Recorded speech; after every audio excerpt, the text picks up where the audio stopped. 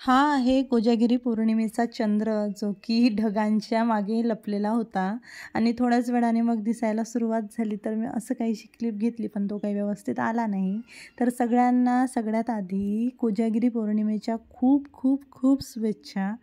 आणि माझ्या अहोंनी स्पेशली स्वानंदीच्या ज्या मातीच्या गुलाबाई असतात त्या स्वतः हाताने बनवल्या होत्या आणि इतक्या सुंदर आणि सुरेख बनवल्या होत्या ना, खूपच छान. ह्या माळ्या बनवल्या होत्या, याला माळ्या म्हणतात. आणि खूपच सुंदर बनवलं होतं त्यांनी ते सगळं काही. मला तर खूपच छान वाटलं. वर्षभरात खूप मोठे मोठे सण येतात, दिवाळी, दसरा, गणपती, नवरात्र. पण मला सगळ्यात जवळचा सण जर कोणता वाटत असेल तर तो हाच आहे कोजागिरी पौर्णिमेचा.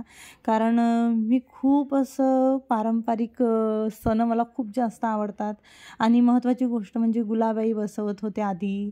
लहानपणाच्या आठवणी खूप जुडलेल्या आहेत माझ्या या सणासोबत, म्हणून मला हा सण पर्सनली खूप जास्त आवडतो. आणि मला स्वानंदीलासुद्धा ते सगळं काही जुळवून आणायचं आहे. याच्यामध्ये आहे, अरे बापरे, याच्यामध्ये आहे मसाला खिचडी आणि हा आहे माझ्या स्वानंदीच्या बावल्यांचा खाऊ. हे शेवळ्या टाकल्या इथे. हे भातकं आहे जे की आज मिळत असतं. आणि ह्या बावल्यांची शिदोरी आहे, इकडे दिवे आहेत आणि हे आहेत, आणि ही आहे माझ्या स्वानंदीची गुलाबाई आणि हे फ्लावर्स. तर चला आता वरती पूजा मांडू. आणि मॅडमचं खेळणं चालू आहे सध्या, उड्या मारू मारू माझ्या आईसोबत.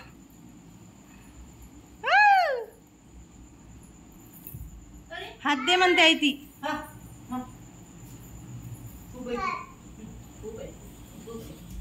आणि स्वानंदीच्या ज्या बावल्या होत्या त्यांची पूजा माडीवरती मांडली होती आम्ही, आणि आईने पूर्ण पूजा मांडली होती. स्वानंदीने आईला मदत केली होती, पण स्वानंदी स्वतःच्या बावल्यांचा खाऊ स्वतःच खात होती बघा.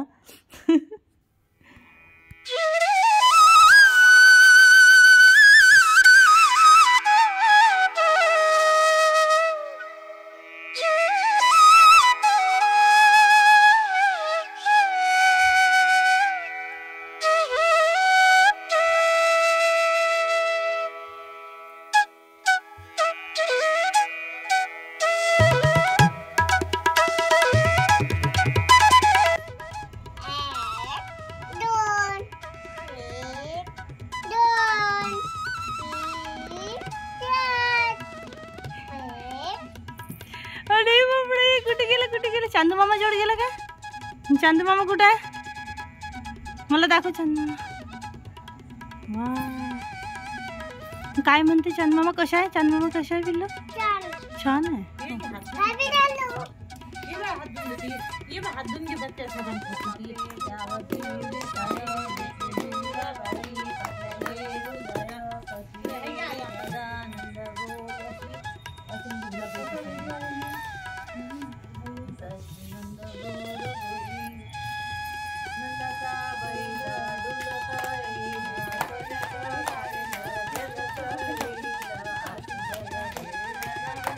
हा गुलाबाईचा जो सण आहे तो खूप पारंपरिक आहे आणि त्याचा उगम कुठून झाला तर मी तुम्हाला सांगते. आधीच्या काळात खूप सुनांना सासरवास असायचा आणि सासरवास असायचा तर त्या कोणाला सांगू पण नाही शकायच्या.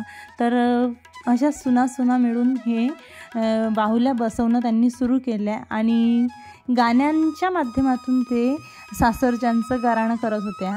आणि तसंही तुम्ही जर गाण्यांमध्ये बघितलं तर सगळ्या गाण्यांमध्ये तुम्हाला त्या गुलाबाईच्या सासरकडच्यांचं गाराणं सांगतानाच ते गाणे तुम्हाला दिसून येतील.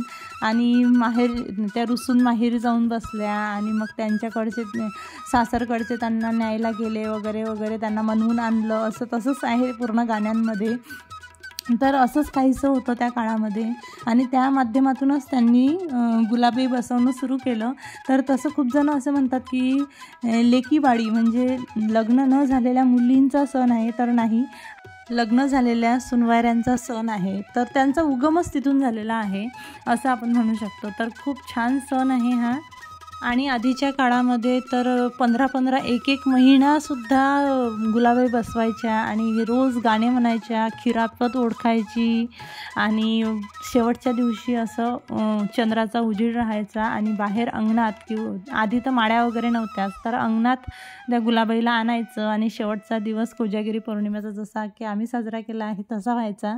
पण आता खूप विसर पडत चाललेला आहे. मी ज्या सोसायटीमध्ये राहते तिथे तर अजिबात कोणाकडेच मला हा सण साजरा केलेला दिसला नाही आणि बरं झालं माझी आई आली. स्वानंदीला तेवढं तरी बघायला मिळालं. तर गाणे म्हणायला आणि स्वानंदी बघा इतकी हळदी कुंकू लावते ना, इतकी पूर्ण कपाळ भरून टाकते, इतके हळदी कुंकू लावण्याचे हौस आहे माझ्या स्वानंदीला. आणि तिला आजकाल खूप जास्त समजायला लागलेला आहे. तिथे खूप सारे दिवे दिसत होते ना तिला गुलाबाईच्या समोर, तर ती म्हणत होती की happy birthday to you, happy birthday to you, आणि अशी फू मारत होती पूर्ण त्या दिव्यांवरती आणि मला म्हणत होती आई केक आण, आई केक आण. तर एवढं सगळं समजायला लागलेलं आहे आता तिला. आणि आईने आणि मी छान मस्त गाणे जेवढे काही आठवत होते तेवढे म्हणून घेतले आणि नंतर आरती वगैरे करून घेतली. आणि असंही म्हणतात की शरद पौर्णिमेच्या दिवशी शंकरजी आणि पार्वती स्वतः पृथ्वीवर येतात आणि रात्री 12 वाजता ते सगळीकडे बघतात की कोण जागते, कोण जागरते, कोण जागरते, असं ते म्हणत पूर्ण पृथ्वीवरती फिरतात असंही ऐकण्यात आहे. म्हणून या शरद पौर्णिमेच्या दिवशी भरपूर जणं कोजागिरी घोटतात. म्हणजे कोजागिरी म्हणजे दूध घोटतात आणि त्या दुधाला कोजागिरीसुद्धा म्हटलं जाते. आणि बासुंदी करतात दुधाची आणि जे दूध घोटलेलं असतं त्याच्यामध्ये चंद्राची किरणं पाडतात आणि नंतर ते चंद्राच्या किरणांचं पडलेलं दूध मस्तपैकी मग औषधी गुणधर्माचं असते आणि ते मग सगळेजणं प्रसाद म्हणून पितात. असं काहीसं आहे. आणि मला जेव्हापासून समजते तेव्हापासून आमच्याकडे कोजागिरी घोटण्याची परंपरा चालू आहे. माझ्या माहेरीसुद्धा आणि माझं लग्न झालं त्याच्यानंतरसुद्धा मी कोजागिरी पौर्णिमेला दूध घोटते. कारण आता इथे एवढी काही व्यवस्था नव्हती वरती दूध घोटण्याची, तर माझे मस्तपैकी गॅसवरती दूध घोटणं सुरू होतं त्यांचं. आणि असं काहीसं ते दूध घोटत होते आणि आम्ही वरती मस्त गाणी म्हणत होतो बाहुल्यांची.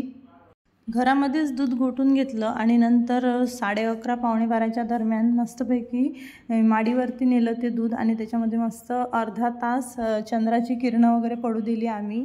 हे बघा वरती नेलं होतं आणि मस्तपैकी चंद्राची किरणं वगैरे पडू दिली आणि नंतर आम्ही त्याला प्रसाद म्हणून खाल्लं.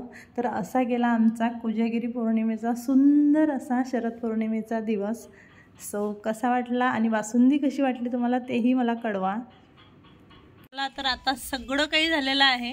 गाणे वगैरे म्हणून झालेले आहेत. आमची जेवणं पण आटपल्यात सध्या. स्वानंदी मॅडम आता झोपतात काहीच वेळात कारण 11 वाजत आलेले आहेत आता. आणि हे बघा